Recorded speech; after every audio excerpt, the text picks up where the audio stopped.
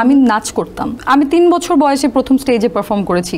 ওখানেই জন্ম, ওখানেই বড় হওয়া, ওখানেই সবকিছু কি ঢাকাতে? ঢাকাতেই। নোয়াখালী যে একটা ব্যাপার আছে, খেয়ে উঠে চলে যায়। আসলে সময়ের স্বল্পতা থাকলে আসলেই খেয়ে উঠে চলে যায়। এবং আমার বাবা আমাকে জোর করে করে অ্যাক্টিং করাতো শিশু শিল্পী হিসেবে।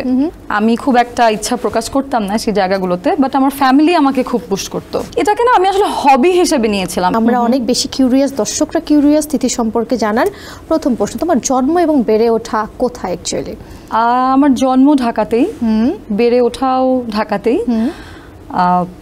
আমি যে এলাকায় বড় হয়েছি ওখানেই জন্ম, ওখানেই বড় হওয়া, ওখানেই সবকিছু কি ঢাকাতে? ঢাকাতেই। নোয়াখালী যে একটা ব্যাপার আছে, নোয়াখালীতে আমার একদমই যাওয়া মানে খুবই কম। আমার দাদার বাড়িতে একেবারেই যাওয়া হয়নি বলতে গেলে। না, ওনারা বেঁচে নেই, একদমই ওখানে যাওয়া হয় না। বাট আমার ভাবির বাড়ি, মানে আমার ফুপাতো ভাইয়ের ওয়াইফ, ওদের বাড়িও নোয়াখালী, তো ওদের বাড়িতে আমার যাওয়া হয়েছে। বাট এছাড়া নিজের দাদার বাড়ি ওখানে ওরকম। লাস্ট কবে গিয়েছো নোয়াখালী তুমি? শুটিং করতে গিয়েছিলাম, হাতিয়াতে গিয়েছিলাম। সো নোয়াখালীর রুটটা আমাদেরকে নিতে হয়েছিল, এটা রোজার ঈদের আগে। আচ্ছা, আমি নেক্সট প্রশ্নে যাব, তার আগে একটু জানতে চাই, নোয়াখালী নিয়ে কিন্তু একটা ট্যাগ লাইন আছে, খেয়ে উঠে চলে যায়। হ্যাঁ, একটা ব্যাপার আছে। তিথি কি আসলে এরকম কোনো কিছু পেয়েছে নোয়াখালীর? খেয়ে উঠে চলে যায়, আসলে সময়ের স্বল্পতা থাকলে আসলেই খেয়ে উঠে চলে যায়। আজকে প্রোগ্রাম করে চলে যাবে? আমার মনে হয় তাই। খাবার আছে কিন্তু খাবারটা খেয়ে যেতে হবে। আচ্ছা, তিথি তো একজন পরিপূর্ণ একজন অভিনেত্রী, অনেক কাজ করছে। তো শৈশবে কি তোমার অভিনেত্রী হওয়ার ইচ্ছা ছিল নাকি অন্য কিছু হওয়ার ইচ্ছা ছিল? এটা না খুব মজার একটা স্টোরি। আমার বাবাও একজন পরিচালক, নাট্য পরিচালক।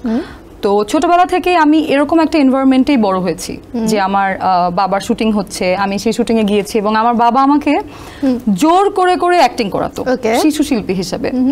নায়িকার ছোট বোন থাকতাম বা নায়িকার ছোটবেলাটা থাকতাম, এরকম ক্যারেক্টারগুলো আমার বাবা আমাকে জোর করে করাতো। আমি খুব একটা ইচ্ছা প্রকাশ করতাম না সেই জায়গাগুলোতে, বাট আমার ফ্যামিলি আমাকে খুব পুশ করতো। তো ওইভাবে আমার কাজ করা হয়েছে ছোটবেলায়। তারপরে বড় হওয়ার পরও তারাই আমাকে পুশ করতো। আমার আসলে ওইরকম মানে আমি ইচ্ছা ছিল না কখনোই। এটাকে না আমি আসলে হবি হিসেবে নিয়েছিলাম, একদম আমার একমাত্র প্রফেশন হিসেবে আমি কখনো ভাবিনি। বাট একটা সার্টেন পয়েন্ট পরে যখন আমি একটু রেগুলার কাজ করা শুরু করলাম, তখন আমার কাছে মনে হলো যে না, আমি তো এটা করতে পারছি। এখন তো পুরো প্রফেশন, একদম এটা আমার একমাত্র প্রফেশন। ওকে, হবি থেকে প্রফেশনে চলে এসেছে। আচ্ছা, তিথি যখন একদম প্রথমবারের মতো ক্যামেরার সামনে দাঁড়িয়েছে, ওই দিন কি নার্ভাস ছিলে? অনুভূতিটা কেমন ছিল ওই দিন আসলে? একদম এক্স্যাক্টলি তো মনে নেই, কারণ অনেক ছোটবেলায় আমি নাচ করতাম। তো এই কারণে আমার ক্যামেরা শাইনেস এই ব্যাপারটা আমার মধ্যে ছিল না।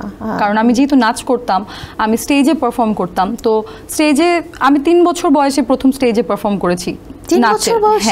তো তখন কি হচ্ছে, আমার সামনে তো অনেক অডিয়েন্স, আর ওখানে তো আর শুটিং এর মতো কাট করার কোনো অপশন নাই। একটা গান প্লে হচ্ছে 5 মিনিট, আমি ননস্টপ লাইভ।